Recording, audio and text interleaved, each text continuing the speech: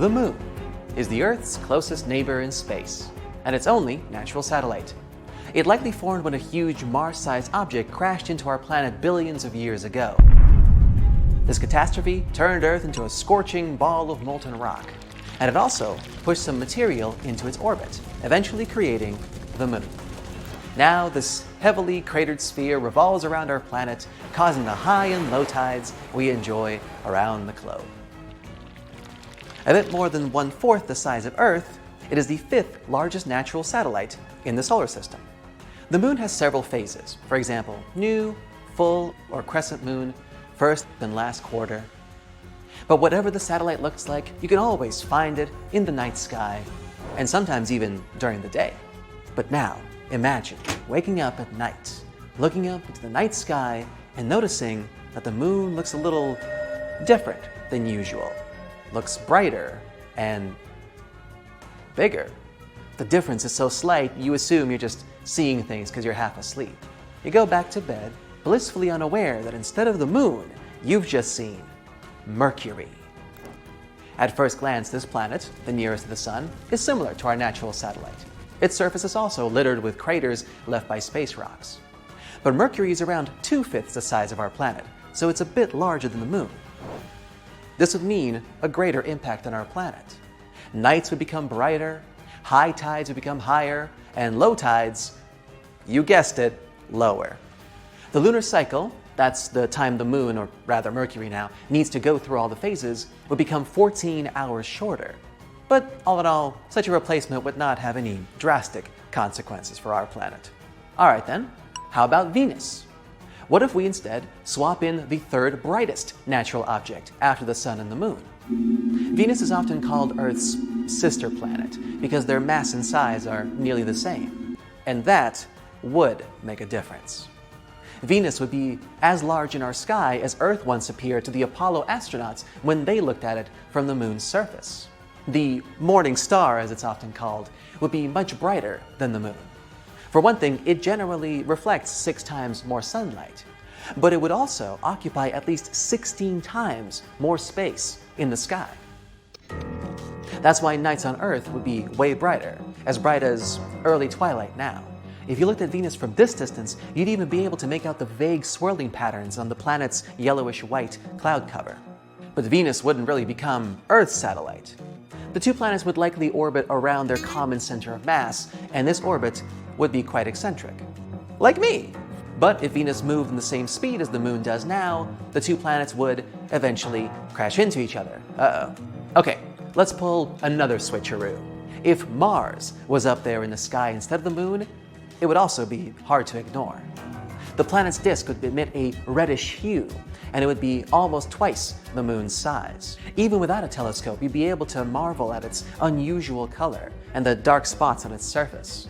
And even if you didn't see the red planet, you would still feel its unusual effects on ours.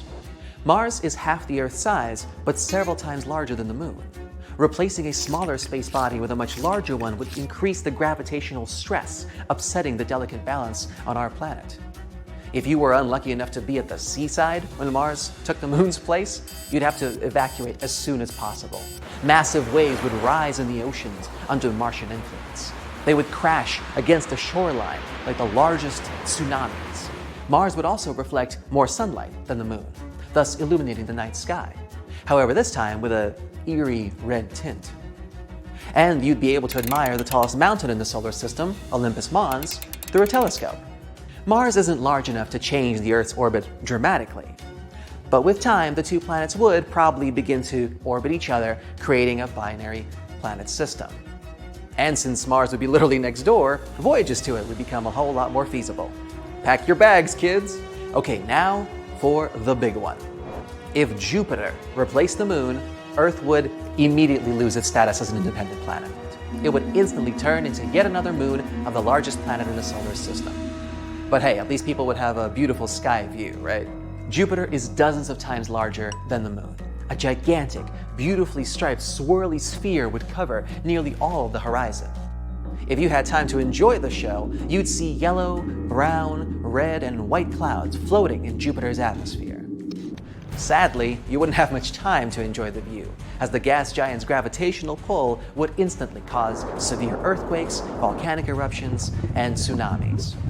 Earth's mantle and crust would be drawn towards Jupiter, which would break the planet apart. It would be stretched and compressed with such force that its surface would bulge back and forth by more than 300 feet. On top of that, Earth's speed is only 10% of what is needed for us to stay in Jupiter's orbit. That's why our sluggish planet would crash into the gas giant in less than a day. Now, the rest of the planets on the list are smaller than Jupiter, but they're still ridiculously huge, so from here on out, expect to see similar results.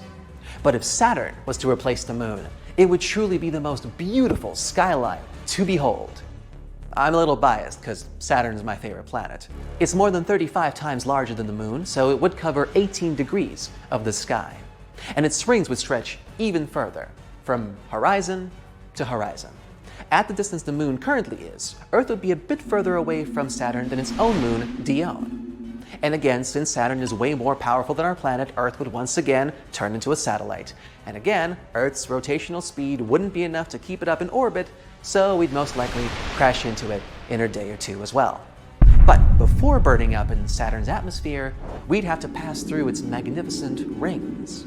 They're made up of pieces of comets, asteroids, and fragments of moons that shattered millions of years ago. It wouldn't be an easy feat to get through all that space debris. Plus, our planet would have to avoid all of Saturn's moons, all 53 of them. Does anyone know how to fly this thing? But even if Earth did somehow stay up in orbit and turn into Saturn's 54th moon, the gas giant's gravitational pull would still lead to massive tectonic shifts all over the globe. They would be tearing the planet's crust apart until there's nothing left. Not good either. Next up, twins.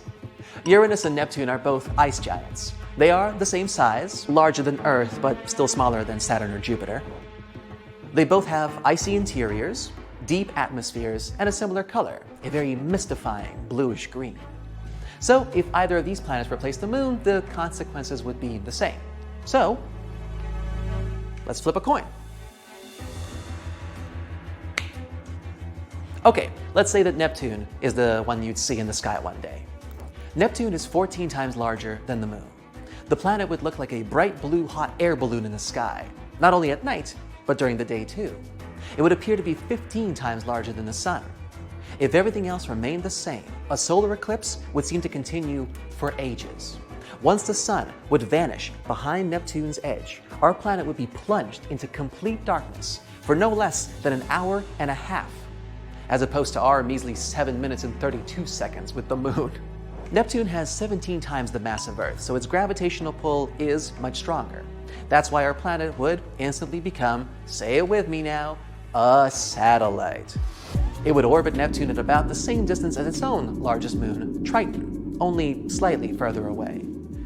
This means there would be a great risk of Earth colliding with Triton, which probably wouldn't go too well. But let's assume we were lucky enough not to cross paths with Neptune's satellite. Even so, there would be more than enough problems on our hands. For example, tides in our planet would become 1,000 times more powerful than those caused by the Moon. Neptune's gravitational force wouldn't pull Earth apart, but it would heat it up significantly. The seismic activity would increase, setting off earthquakes and volcanic eruptions. And probably bork up the internet too. But of course, the most dramatic scenario would happen should the Moon get replaced by the Sun. See for yourself. The distance between Earth and its natural satellite is about 240,000 miles. But there are between 28 and 43 million miles between the Sun and Mercury. Even though this distance is huge, Mercury is still a scorched, deserted land. It experiences enormous temperature differences, from minus 280 degrees at night to 800 degrees during the day. So I'm sure it's no surprise to learn that if the Sun would suddenly appear as close to the Earth as the Moon is now, it would instantly burn everything off the planet's surface. You wouldn't even have a millisecond to wow at the blazing ball of plasma engulfing the whole sky. I'm afraid sunblock's not going to cut it this time. Typical solar flares are much longer than the Earth's diameter. Just one of them would be enough to melt the Earth's crust, burn its atmosphere, and wipe all forms of life off the face of the Earth. and then our blazing piece of molten rock would immediately be pulled in by the sun and vaporized on its surface. Fun! So, what do we learn from all this? More than anything, I think it highlights just how lucky we are to have the moon exactly as it is, exactly where it is. To try to replace it with anything else would only spell catastrophe for us here on Earth, sooner or later. Thanks, Moon! And thank you for watching. That's it for today. So hey, if you pacified your curiosity, then give the video a like and share it with your friends. Or if you want more, just click on these videos and stay on the bright side. Now, there are things about nature that you know for sure. Or don't you? Let's check how much you know about the incredible world we live in. How many of the 14 points will you guess? Let us know. The Great Pyramid of Giza was built when mammoths still roamed the earth. Myth or fact?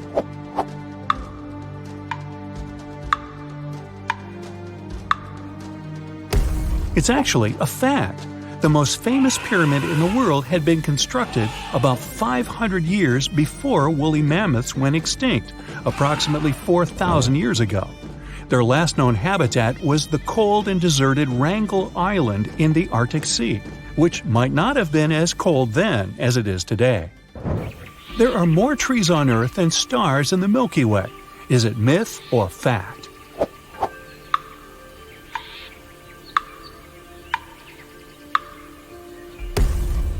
It's a fact. Scientists used to believe there were about 4 billion trees on our planet, but more recent studies have shown that there are over 3 trillion of them, making it 420 trees per person. As for the stars in our galaxy, there are only about 100 billion, which is 30 times fewer than the trees on Earth alone. The trees you see are all individual ones. Myth or fact?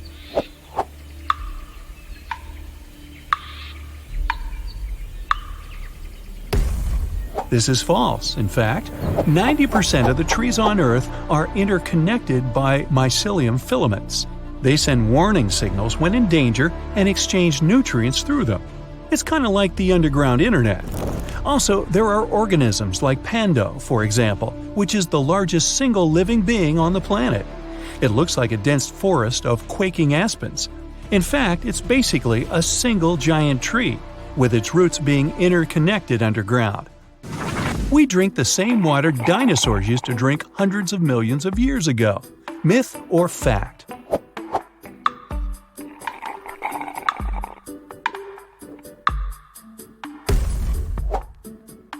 Actually, it is. Only a small portion of the water on our planet has evaporated for good. The rest of it is constantly renewed. So, mammoths, dinosaurs, and whatever came before them billions of years ago drank and swam in the same water we see today. Not to mention what else they did in the water. Unfortunately, the water doesn't keep information about those ancient creatures for us to find out more about them. Lightning never strikes the same place twice. Are you willing to bet on that? Myth or fact?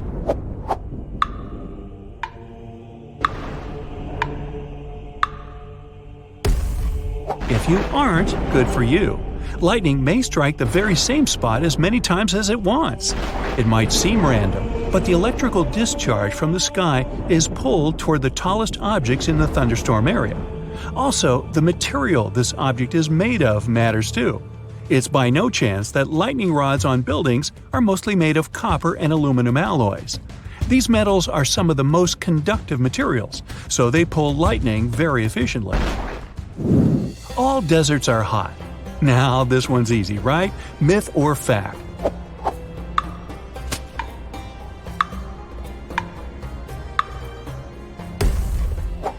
If you guessed it's a myth, then right you are. Deserts are qualified not for their temperature, but for the presence or absence of growth and life in them. The most well-known desert is the Sahara, of course, and it is indeed very hot. The actual largest desert in the world is Antarctica, which is almost twice the size of the Sahara Desert. And you wouldn't call it even lukewarm. It's a polar desert, and there are several others on our planet. For example, Greenland. There's enough gold underground to cover the entire planet in a thick layer. Would you believe that?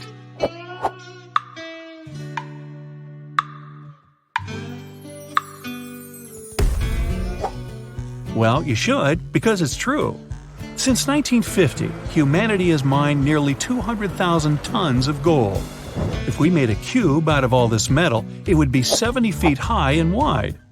Recent data from scientists confirm that there are huge reserves of gold in the Earth's core. The metal is enough to cover the whole planet, and people might have gold up to their knees. The problem is, we just can't mine it from there. Hey, I don't mine if you don't. The Moon and Mars are better mapped than the Earth's oceans. Now, this can't be true, can it?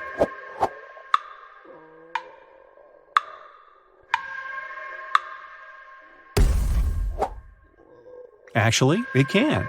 We have a detailed map of the Moon and Mars, although we're still discovering surprises on their surfaces, granted. Still, over 80% of the Earth's oceans are unmapped and unexplored. We can't study the oceans properly because of pressure, cold, and lack of light underneath billions of tons of water. The lava is always red. What other color can it be, right? Myth or fact?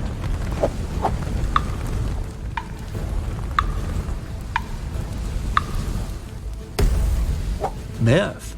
Usually lava is really red or orange because it's basically molten rock from the deep bowels of our planet.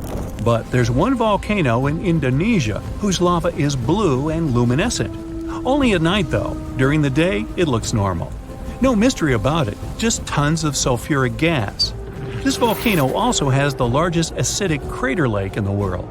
The water there is so turquoise, you want to jump in immediately, but you probably guessed you should never do that. The fire on that volcano is also blue, the largest blue fire in the world, rising up to 16 feet high. Ever seen a gas stove burning? Here, the principle is basically the same. You can see a rainbow at night, too. Is it myth or a fact?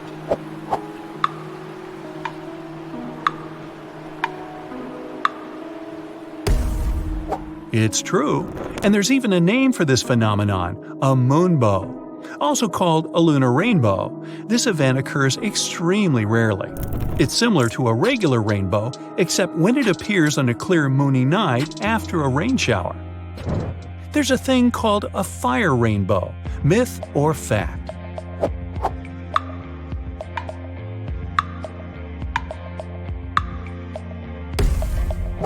You bet! It's a beautiful phenomenon when the clouds in the sky are painted all the colors of the rainbow, looking like a fiery, multicolored cascade. It only occurs when the conditions are right, and those are very specific. It's close to the equator, the weather is clear, there are feather-like clouds in the sky, the sun is higher than 58 degrees above the horizon. Such clouds are made of ice crystals. When the sun's rays hit them, the particles refract the light and create a rainbow. Wow! There are rainbow trees, myth or fact.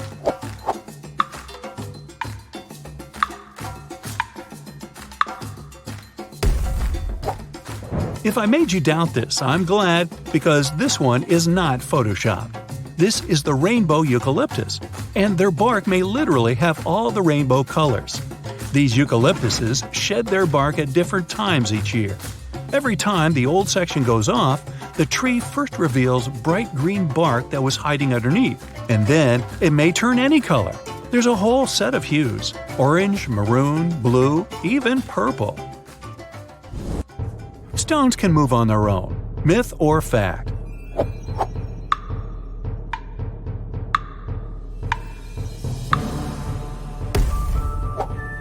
Well, you'd be right to believe me. There's a desert plain in California where rocks move around of their own will. Once this plain used to be the bottom of a lake, but then it dried out and became an arid wasteland. Sometimes rains fall here, flooding the entire valley. When night comes, the temperature drops and the water is covered with a thin layer of ice. When it gets warmer again, the ice breaks into segments and the wind pushes them around the place. Some of these ice shards take small rocks with them. When the ice melts for good and the water evaporates, the only thing that remains are trails left by the rocks, as if they'd moved on their own. Mud puddles can move around. Myth or fact?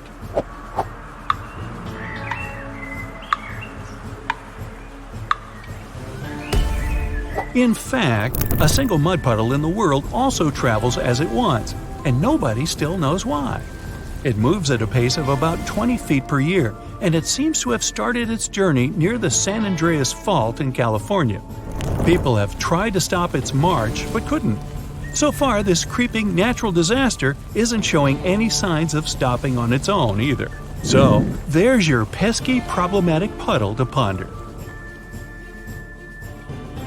That's it for today. So hey, if you pacified your curiosity, then give the video a like and share it with your friends. Or if you want more, just click on these videos and stay on the bright side. If the sun decided to stop producing light, then the animals in the wild would be the first to notice. Most animals need daytime to roam from place to place, especially in the large savannas in Africa. Zebras, wildebeests, and giraffes all need the day to move to avoid predators. As soon as the sun goes down, it's their bedtime. If the sun suddenly went dark, animals wouldn't comprehend what was going on and would simply become an early lunch for predators. Nocturnal creatures would be equally confused at the time change. Birds usually flock during the day, so we wouldn't hear or see any of them. We have them to thank for eating pests in the sky. Well, them and bats. But if you're in an area with no bats, then consider the insects to be the winners here. Temperatures would start to drop gradually. Humans would notice the effects as well. We're used to having the sun shining at the peak of noon, but with the sunshine's disappearance, we would be living in total darkness. It'd just be a matter of survival. If the sun suddenly got dark, then we'd only have around 8 minutes to enjoy the rest of it. That's because it takes that much time for sunlight to travel thousands of miles across the solar system. We would have to use UV lights to grow some crops, but it wouldn't be enough to feed the whole world. Not to mention the dropping temperatures across the world. Survival would be difficult in the open plain. Everyone would have to duck inside shelters and warm bunkers. Plants need photosynthesis to grow. Without it, we wouldn't have any crops. Bread wouldn't exist, since it needs wheat. Even the algae in the oceans need photosynthesis to survive, which is the highest source of oxygen rather than forests. This means oxygen levels would start to deplete. Large bodies of water like lakes, oceans, and seas would also start to lack oxygen to sustain marine life. One of our main sources of vitamin D is the sun. There are other ways of getting it, but the sun is the best and most convenient way. Without crops or vegetation, all the herbivores would have to rummage for the last green grass on land or a leaf hanging from a tree. They would soon run out of food, which would also be bad news for us humans, since we need animals like cows, horses, and sheep for our livelihoods. This wouldn't happen overnight. Of course, the oceans would remain warm for some time, but eventually, they would get cold and freeze. Earth is still a planet powered by an iron core that produces so much heat. This would not be enough to keep the planet warm. Our next step would be finding the right shelter and keeping warm. If this happened overnight, then chances are there wouldn't be any ready-made bunkers for a scenario like this, unless you're watching this video and decide to build one after. They would have to provide heat 24/7 and be capable of growing crops under UV light. Solar-powered facilities would be a thing of the past. People would have to wear sustainable suits when venturing out into the open. Since it would be so dark, we would need strong lights or powerful night vision goggles to see anything. The lands would be desolate. Nocturnal creatures that can handle freezing temperatures would take it over. Structures would collapse, since there would be oxygen depletion.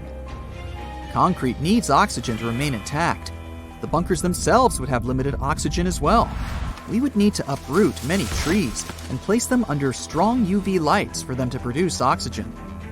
In turn, it would produce its ecosystem in the large underground bunkers. The oceans on the surface would freeze over eventually. Gathering any natural resources from the ocean floor, like gas or oil, would be impossible. The large object, which used to be a bright and sunny star, would still be floating around. But what would happen if the sun disappeared overnight? Well, pretty much the same thing, except way worse. The sun is the largest celestial object in our solar system. which keeps all of our planets lined up the way they are. They orbit around the sun, minding their own business. Without such a large object keeping them steady, the planets would start to float around randomly. Some might even collide with each other. In other cases, the planets would just float around and fly off into space eventually, until they found a new star to orbit around. Earth might or might not be one of those planets. Our planet would still be dark. We would be flying through space at an unusual speed. The planet wouldn't rotate on itself, and many objects would crash into us. We'd be in the trajectory line of mass comets waiting to strike us down. The threat of the cold wouldn't be a major factor anymore. It would be what's beyond us. This means we'd have to dig our bunkers deeper. We wouldn't have an atmosphere anymore to trap any form of heat or anything. We would be floating for an eternity. But let's go back to that scenario where the sun just decided to go dark. Don't worry, our planet would still be orbiting the sun along with the other planets. The temperatures would keep plummeting until nothing could survive on the surface. It would be total darkness 24/7. Only bacteria and possibly tardigrades could survive on the surface. Tardigrades are microscopic critters that can survive just about anything, including outer space. Eventually, oxygen would be absent from the Earth's surface, and there wouldn't be anything up there anymore, except for them. Since they would be the dominant and possibly the only creatures on the surface, they'd manage to evolve into bigger species and produce many more. Hundreds of thousands of years into the future, humans would have had to evolve to the conditions underground. Our eyes would be much bigger to take up as much light as possible. Our skin would become whiter since there would be no sun underground. Our hearing would also be much more sensitive since the underground would create echoing sounds. We'd still have the intellect we do now, but our bodies would be ready for the surface. The main threat would be the giant tardigrades sluggishly dragging themselves around. Under a microscope, they look kind of cute, but imagine them the size of a polar bear. Still want something like this in your backyard? They can live anywhere, so they'd infiltrate the bunkers now and then. They'd get ferocious and come in different sizes and shapes. At this point, humans would not be the dominant species, since they'd have to hide underground. Some tardigrades from different tribes wouldn't be friendly with each other. Major cities that used to be bustling with people would be home to giant water bears. Tardigrades are known as water bears since they kind of look like little bears, but these beasts with 8 legs would be much bigger than them. Bears and most animals would have been wiped out on the surface. Under the ice, some deep-sea creatures would thrive and have moved closer to the surface. These animals were used to living in darkness away from the sun, but over thousands of years of dominating the waters, they'd have grown to enormous sizes. Some of these creatures would adapt to crawling out of the mainland. Even though the surface would be frozen, they'd still find ways to crack through the ice and make their way.